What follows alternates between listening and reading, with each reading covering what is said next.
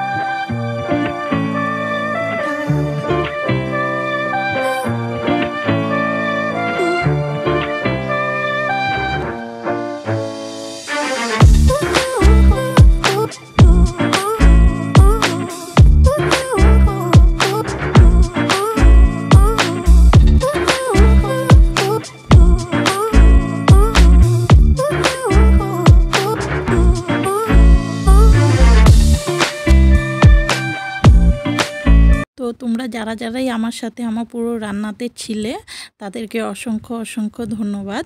আর তোমরা যদি ভিডিওটা পুরো দেখে থাকো তাহলে রিকোয়েস্ট করব যে ভিডিওটা যদি তোমাদের ভালো লেগে থাকে একটা লাইক কমেন্ট শেয়ার কিন্তু করে দিয়ে যেও।